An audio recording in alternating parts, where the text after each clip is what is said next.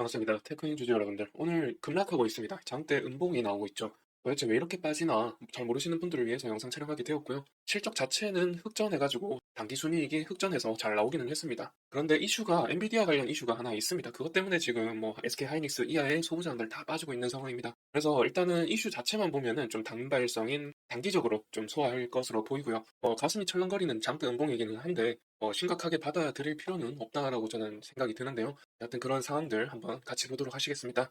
일단 지난번 영상에서는 다른 분께서 한 분기 실적 리뷰를 해드렸는데 총포괄 손익 보시면은 뭐 전년도에 대비해서 이제 흑전해가지고 140억 정도의 총포괄 손익을 달성을 했죠. 이게 이제 기타 손실에서 이제 플러스로 나와가지고 거의 이 두 개를 합하면은 이제 100억 정도 이제 이익이 나오죠. 그래가지고 이제 흑전이 된 걸로 보이는데 전년도에는 손실 부분이 130억이었습니다. 그런데 이게 이제 플러스로 흑전이 되면서 이게 결과적으로 총포괄 손익이 플러스로 되는 영향을 끼쳤습니다. 여하튼 결과적으로는 일단 좋은 신호다라고 말씀을 드릴 수 있겠고, 제가 지난 영상에서 말씀드렸지만 흑전한다면은 상승 모멘텀이 될 거라고 말씀을 드렸었는데 아무래도 실적이 나오고 나서 이렇게 양전하는 움직임 나왔었습니다. 그런데 다시금 이렇게 음봉이 나오면서 빠지고 있는 상황이죠. 이렇게 움직이는 이슈를 통해서 한번 보시도록 하면요. 보시다시피 아침 대바람부터 이런 이슈가 나왔습니다. 엔비디아 차기치 블랙웰이 서버 가열 문제가 발생했다. 또다시 이제 나온 이슈인데 이게 지난번에도 한번 나왔던 이슈입니다. 이 엔비디아 블랙웰 제품에서 이제 발열 문제가 계속 발생한다는 건데 이 발열 문제가 지금 뭐 엔비디아의 설계 문제인지 뭐 TSMC의 생산에서의 문제인지 뭐 알 수는 없습니다만은 이게 3나노 공정이란 말이죠. 3나노 공정인데 원래 이 반도체에서 이 나노라는 숫자 기존에는 피치 간격이었는데 지금은 피치 간격이 아니죠. 10나노에 5세대, 6세대 뭐 이런 식으로 말하고 있어서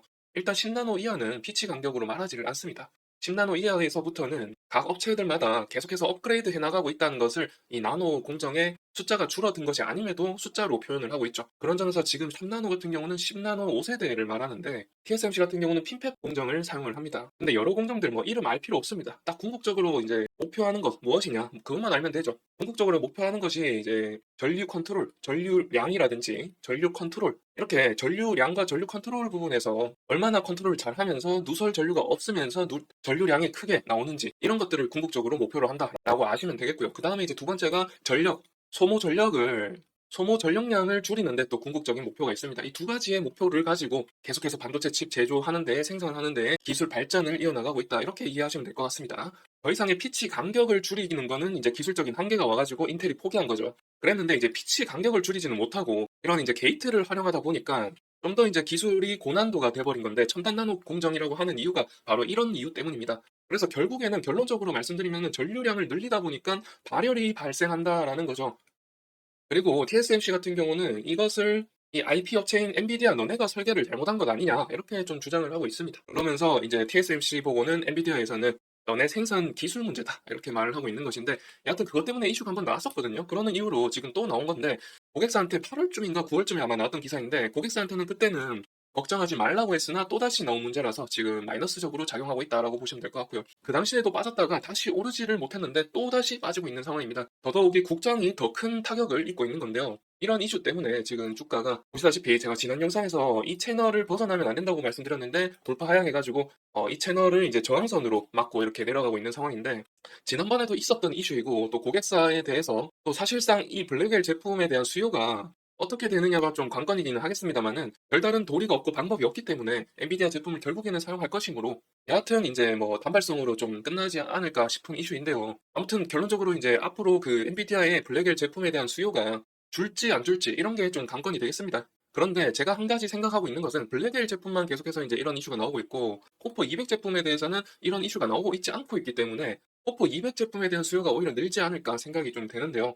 그런데 이 호퍼 200과 블랙엘의 가격 차이는 2배입니다. 그래서 성능도 2배고 뭐 가격 차이도 2배이기 때문에 결국에는 이제 호퍼 제품이 많이 쓰이거나 뭐 블랙엘 제품을 계속 가거나 둘 중에 하나일 것 같습니다. 결국에는. 그래서 매출액 자체에는 뭐 별 영향이 없을 것 같다라는 좀 생각을 하고 있는데요.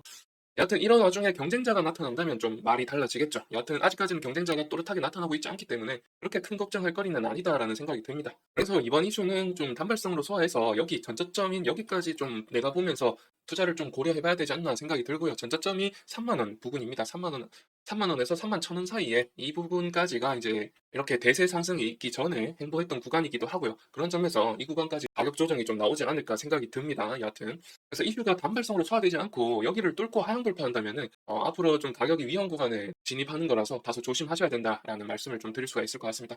그럼 이번 영상은 이렇게 좀 마무리해 보도록 하고요. 다음 영상에서 또 새로운 이슈 가지고 특이 사항이 있다면은 또 그런 특이 사항들 한번 또 다루면서 다음 영상에서 뵙도록 하겠습니다. 다음 영상도 보시려면 구독까지 하셔가지고 다음 영상 기다려주시면 감사드리겠습니다. 감사합니다.